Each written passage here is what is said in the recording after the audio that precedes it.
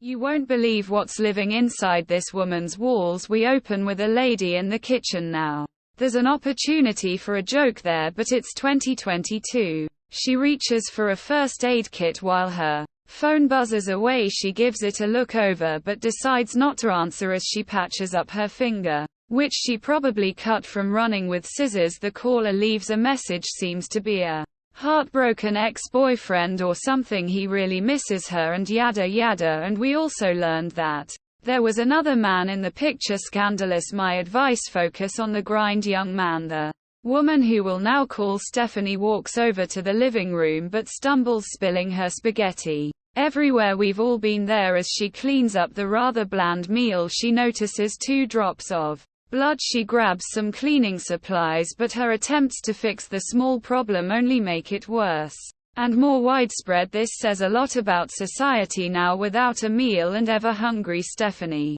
checks her fridge, but it's empty. 2 minutes later she checks again, still empty. Hate when that happens, so she orders some food. Before marking where to place a painting, she grabs a handy dandy hammer and prepares to bludgeon in a nail, but instead she knocks a small hole into the wall accidentally. Woman moment. Suddenly there is a knocking on the door. Stephanie's anxiety heightens. She swiftly tiptoes towards the door, then lays her back against the wall, eyes closed. She slips down, waiting for whoever or perhaps whatever is outside to leave. Then she quickly undo several locks to sneak a peek outside. Okay, seems like the coast is clear. She opens it again and grabs her food. You see, Stephanie is agoraphobic, meaning she's afraid of outside. Yes, literally, she never leaves her house. Relatable. Later, Stephanie dictates a text for her landlord. She's thankful for the place but curious about its blueprint, since one of the walls seems to be very hollow.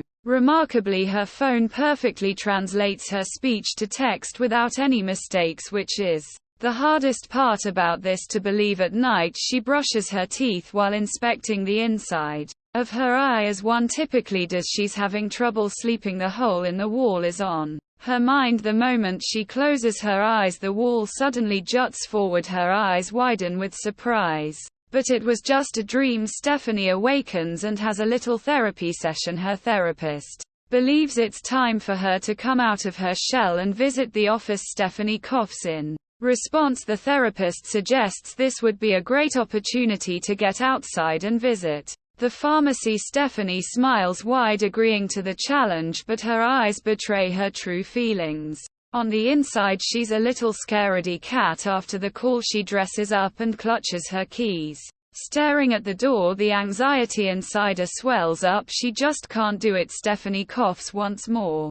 And this time there's another cough that comes from the wall, probably in her imagination. Instead of investigating that further, Stephanie decides to do some guided meditation. What is this woman's header anyway? Stephanie is instructed to imagine a happy place and in it a throne of her own creation. She is to sit on the throne and relax. Then the doorbell rings. Stephanie ordered cough medicine and some chocolate. I guess this is her idea of relaxation. Later, on her way to bed, Stephanie walks by the hole and there's hair coming out of it. Say that out of context. Before sleeping, she's sure to watch some minute movies. It's not long before she's perfectly relaxed and sound asleep. You're welcome. But then in the middle of the night she emerges. The wall is calling to her. She walks over with a hunger in her eyes. As she slowly approaches, something seems to be alive in there. A single beam of light illuminates what appears to be some kind of tasty snack. Stephanie leans forward and opens her mouth. Maybe it's like a hamburger or something. Okay, let's just pretend that didn't happen in the morning. Stephanie's awakened from her nightmare. Actually, it seemed more like kind of a pleasant dream. Anyway, someone is frantically knocking at the door. It's her ex, begging to talk. She collapses next to a wall, too scared to be heard or seen. The beta male continues pestering her. He just wants to know how long things were going on with the other guy. He smashes his fist against the door. Her eyes widen. He knows she's in there. Her car is outside. After a while he gives up. Then he walks over to the window and slams it, leaving what appears to be a note after her. Ex speeds off. Stephanie carefully inspects the note. You can't ignore "Me, are you sure about that?" Stephanie involves the police and gets a restraining order. The officer recommends she gets a security camera. Given that she's living alone, Stephanie proceeds to do so and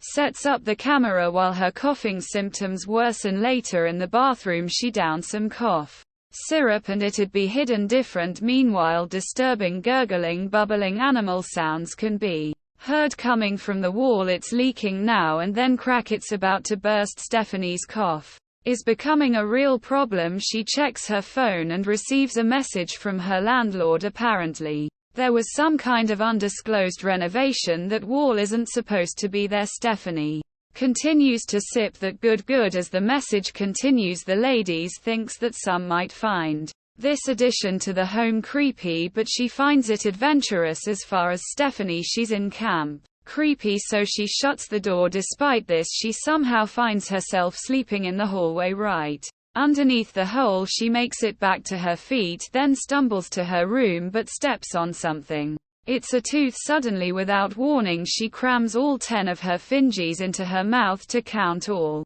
her teeth. Could have just used your tongue, but okay, be extra, Stephanie. She backs away into a room, terrified, and shuts the door. The wall makes gut-wrenching sounds that get louder and louder. In search of answers, she checks out her security camera footage. What she finds is baffling. Stephanie herself can be seen walking up to the hole and coughing something up. Whatever it is, it just keeps getting bigger. Upon closer inspection, it seems to be an entire arm. She snakes it through the hole. In the present, she has no recollection of ever doing that. Overwhelmed with fear, Stephanie dashes towards the door, but she can do nothing more than stare at it. Her fear of the outside trumps all. The wall calls back to her, but just then she gets a burst of courage. Now feel the determination. Stephanie reaches for a sledgehammer and goes to town, busting it down on the world's most flimsy wall. That's a lot of damage. Somebody call the flex tape guy. With a doorway into the unknown open, Stephanie stumbles in. She finds herself in a fog-filled void. In the distance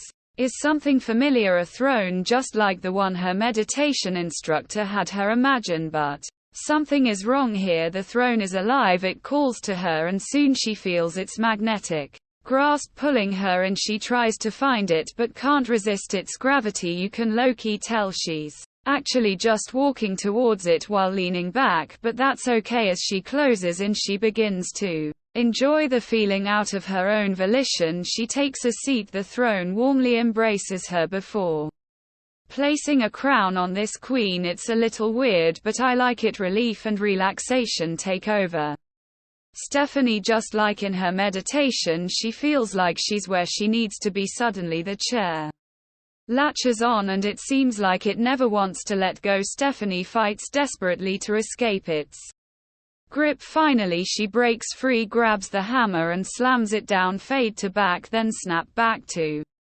reality. Eminem moment. It appears Stephanie has defeated her real monster, agoraphobia. She's outside. She looks back at her handiwork and wonders, how am I gonna pay for this? Like I said, cops here behind. Different moral of the story: touch grass.